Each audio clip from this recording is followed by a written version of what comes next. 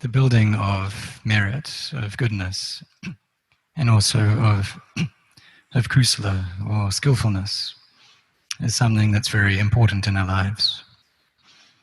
These lives that we have, what that is freshness. And in order to have freshness in our life, then we have to have merit.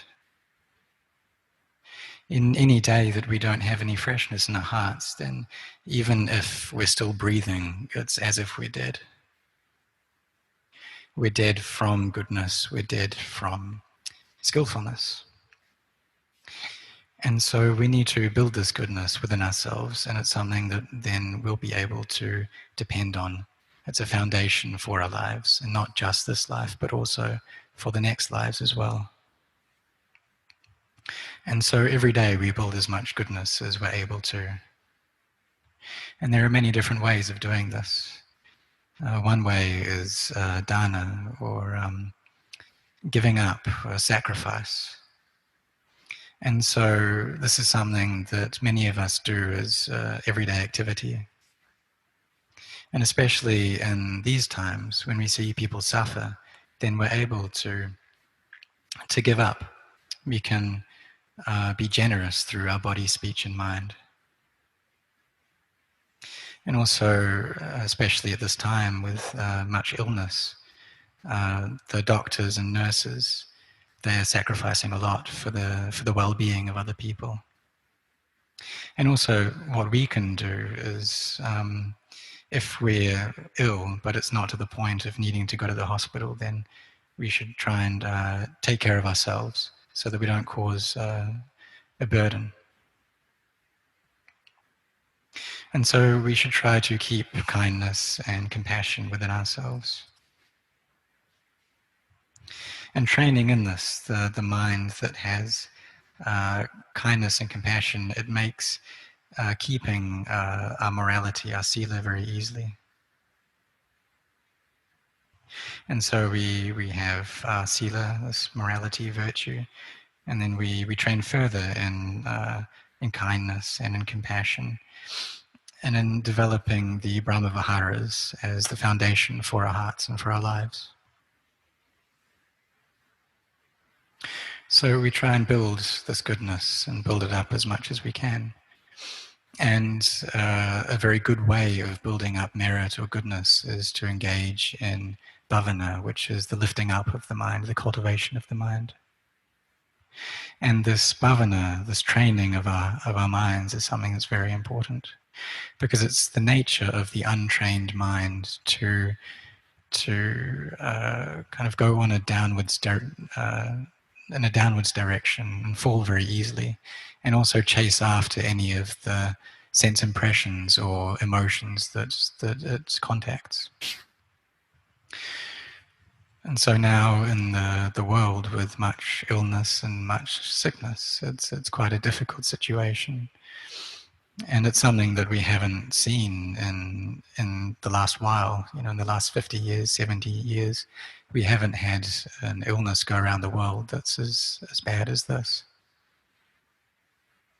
And we've heard stories about this before, even in the time of the Buddha. What we read in the suttas, in Vaisali, there was a great plague that happened, and many people died. And there were corpses all over the place. And we listen to that, and maybe we believe it, but it doesn't go in very deep. But with this situation, it's not just the one country that's experiencing this, it's all over the world. And at the time of the Buddha, there weren't nearly as many people as there are now. Now there's a huge number of people in the world. And this illness has spread to almost every country. There are very, very few countries that haven't had any cases yet, and many people are dying. And so this world, it's the home of humans, but we still haven't learnt how to defeat illness yet. And so this truth of old age, sickness, and death is something that is always true, and it's something that we can see very clearly now. And we have to meet with much suffering because of these bodies of ours, because we've been born into these bodies. We need to find the four requisites of food, of medicine, of shelter, and of clothing. And that can be very difficult. And so in this time of sickness, of illness, it can be even more difficult for many people. People who are struggling to make ends meet. Maybe people who are just making 200 baht a day, 300 baht a day. Or there are some people who have lost their work and they're not earning any money.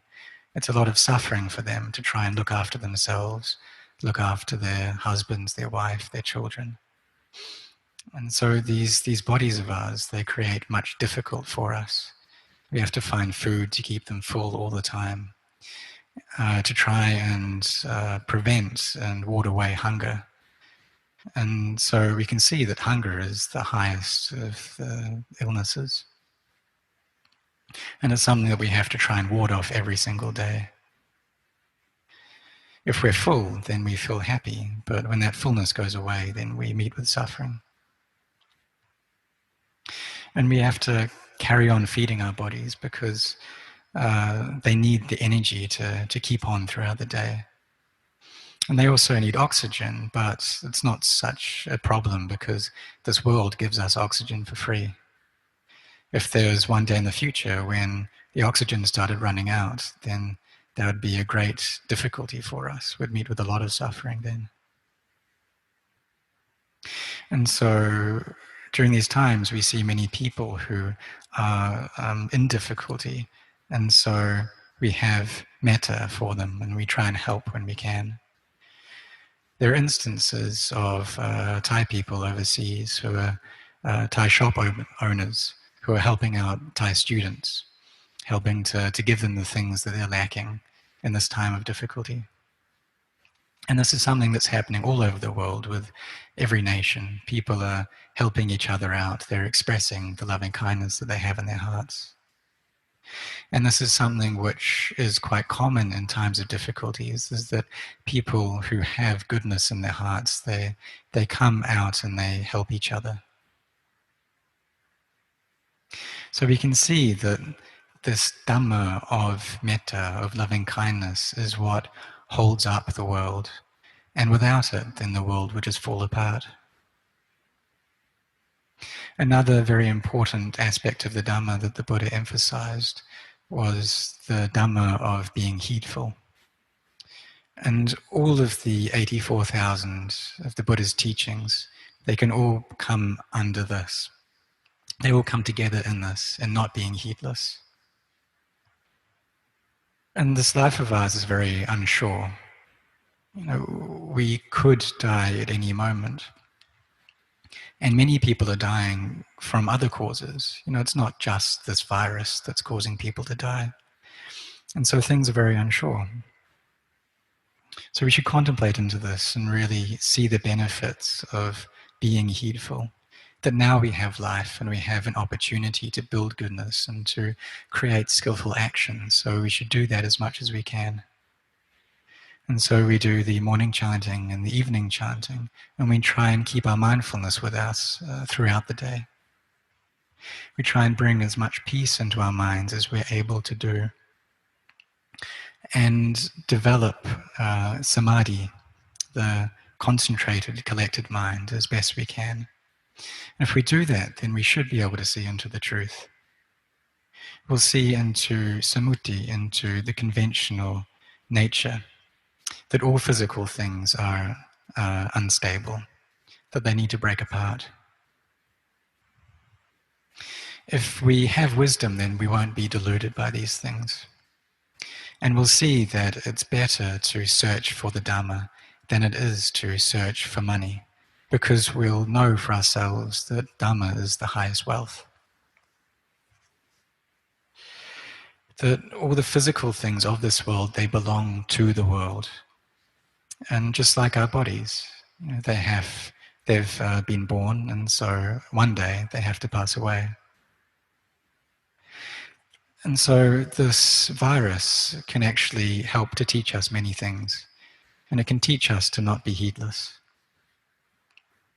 Some people die while they're in the womb. Some die as children. And some people who are still very young and strong, they also die. Many people die from accidents. And it'll be Thai New Year coming up. And it's normal during Thai New Year that many hundreds of people will pass away, will die. Every year, people get drunk and they cause accidents, and so there are many deaths that come from that. And so with this virus, it's not just now that it's causing us suffering, but it'll probably also last for quite a long time. The negative effects of this virus will last for a long time, and it's possible that the economic impact can go for quite a while. So we should practice another Dhamma, another good quality of being frugal and being content with little. And the Buddha taught us that we should keep wealth, keep a certain amount of our income aside for difficult times such as these. And so now we have life, and with this life that we have, we should use that to fight, to put up a struggle. And during our meditation and this act of bhavana, of lifting up our minds, cultivating our minds, we also need to put up a fight as well. Put up a fight to stop the mind from just running after all the moods and emotions that come up in it. Put up a fight to try and keep it firm. And this can be quite a struggle to get the heart peaceful. But if we can do that, if we can gather peace up within ourselves, then we'll understand nature. And this understanding of nature is very beneficial. We'll understand that once we're born, then we need to age, we need to sicken, we need to die.